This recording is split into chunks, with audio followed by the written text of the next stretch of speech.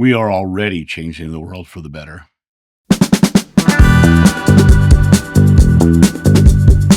Good morning, guys. It's Hi John here in the studio with my mug of coffee this morning. I didn't feel like going out on the deck this morning. It was a little overcast, a little wet out there, and I wanted to come in here and make this video. You know, people get so stressed because of the experiences of the world around them. We all live in our own personal hurricane, the world swirling around us. But inside the center of that hurricane is an eye, and that's where you reside.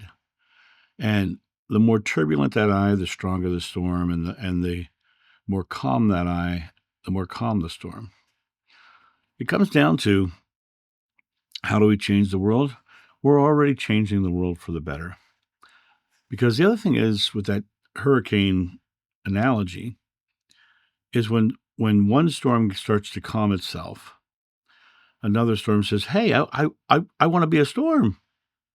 And that idea of them getting into that anxiety, that stress, and they want to fight against you because you're living into a loving world, you're creating from a loving place, and all those sorts of non-reactive sort of lifestyles.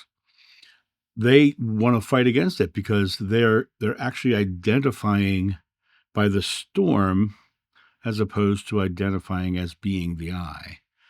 And so when you look at it from the perspective of are we changing the world? We're absolutely changing the world. The reason why there is so much turmoil right now is because the people who aren't calming their storm are being reactive because they're losing grips on their storm. The unfortunate part is, the more of us who calm our storm, the less other storms can affect us. People run up and they say terrible things, sometimes. Right now, I speak love and compassion every day. I go out and I talk about being the loving world that you want to live into. The people who come up and attack me, there's a guy online right now who's decided to make videos tagging me and using clips from my videos in them and putting devil horns on me and all kinds of stuff.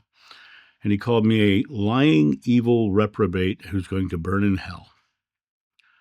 Now, I know full well that that's not my issue. That's his.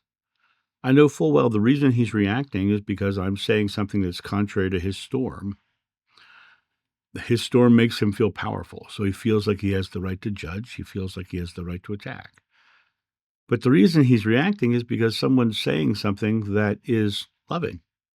Someone's saying something that's loving, and it's outside of the model that he's chosen that you have to live. And if you listen to what he's saying, he's literally saying his model is that there's a hell and damnation and fire and brimstone and the interesting word reprobate. When you look it up in the dictionary, the first definition is like literally says something like it's used in comedy to as a funny insult. But then the next thing it says is the archaic version is someone who sins against God and is going to burn in hell or something like that. And so think about that for a second. Calling me a reprobate, he is literally using the archaic version, which means he's using the out-of-date version, which means this date now is becoming more loving, and he's kind of stuck in those past fear-based ideologies. You can tell we're changing the world because as we each become more loving, as we each become more caring, as we each become more open to a society that actually is able to accept people of all races, genders, creeds, and becomes more inclusive. The ones who are looking for being right, or in many cases they claim themselves righteous. The ones who are looking for that are really looking for that because They're losing grips on the fact that God is bigger and more beautiful than their ideologies can possibly hold. And so because of that, they are literally lashing out because they are losing grips.